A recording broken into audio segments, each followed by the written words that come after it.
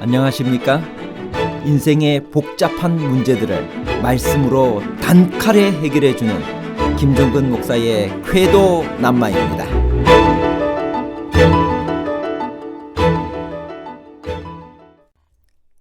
사사기 17장에서 시작된 단 지파의 우상 숭배를 가져온 청년 제사장의 기사는 그 내용이 마칠 때까지 주인공의 이름을 밝히지 않습니다.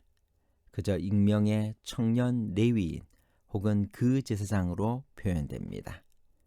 왜 본문은 가능한 한 이 청년의 이름을 밝히지 않으려고 하다가 마지막에 가서는 밝혔을까요?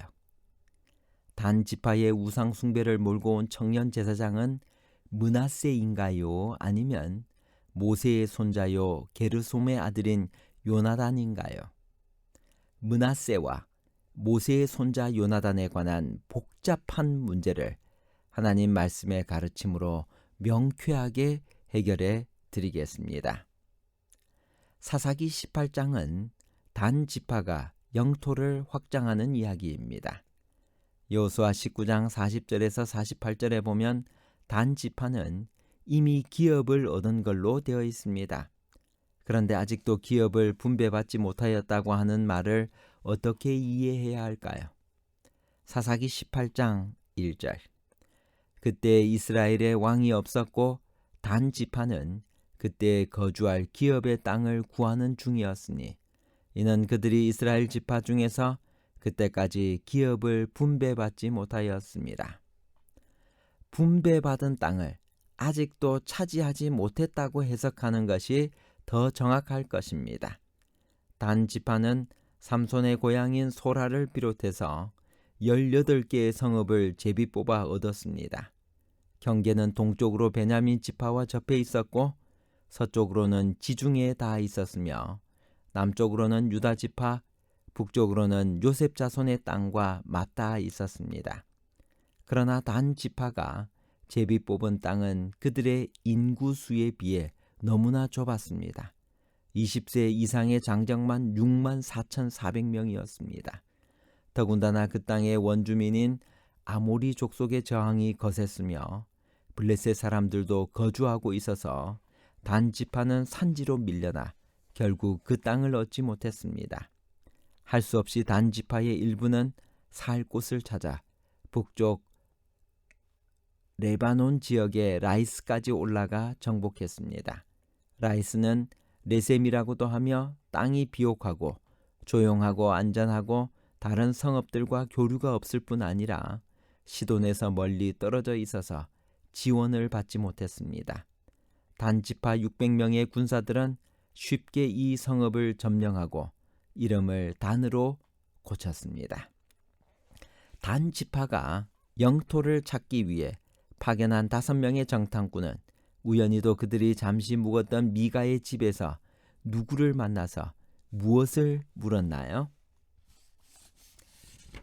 사사기 18장 2절.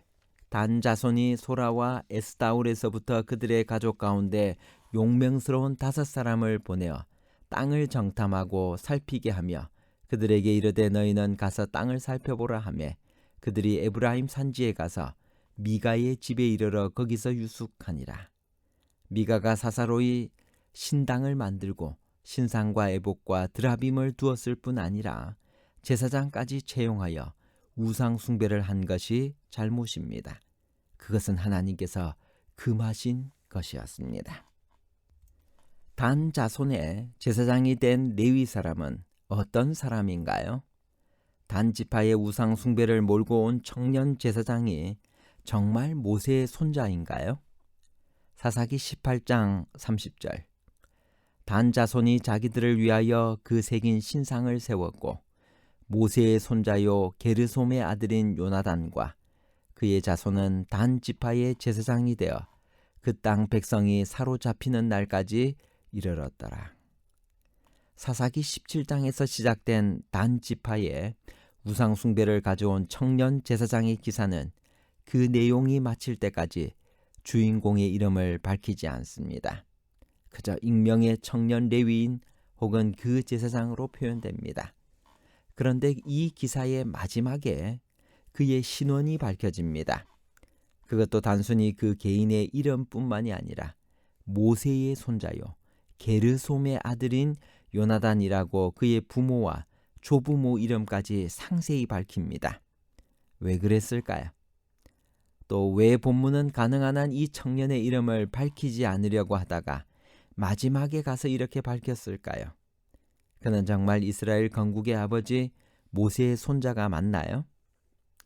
그 이유를 찾아보기 전에 먼저 확인해야 할 흥미로운 사실이 하나 있습니다. 그것은 여기 등장하는 모세가 흠정역 킹 제임스 버전에는 므낫세로 되어 있다는 사실입니다. 맛소라 본문이 므낫세이기 때문입니다. 그런데 대개 맛소라 본문을 따르는 한글 번역이 이 경우에는 맛소라 본문과는 달리 모두 모세로 번역했습니다. 왜 그랬을까요? 이유는 모음점이 없는 히브리 성경에서 이 이름이 모세이기 때문입니다. 히브리어 본문은 원래 모음점이 없이 자음으로만 되어 있었습니다. 모음을 제거한 모세와 므낫세의 차이는 가운데 철자인 니은의 존재 여부입니다. 그런데 맛소라 본문에 니은이 미음과 시읒 사이에 특이하게 삽입되어 있습니다. 위로 튀어나와 있는 것입니다. 이는 이 철자가 맛소라 본문을 마련한 랍비나 서기관들에 의해 삽입되었음을 나타냅니다. 왜 그렇게 했을까요? 말할 것도 없이 이 배도한 젊은이의 조상으로 모세를 기록하고 싶지 않아서입니다. 그것은 이렇게 지조 없이 변절하고 우상을 섬긴 레위인 청년이 모세의 손자라는 사실을 은폐하기 위함이었습니다. 그렇게 하여 모세의 명성을 지키려 한 것입니다.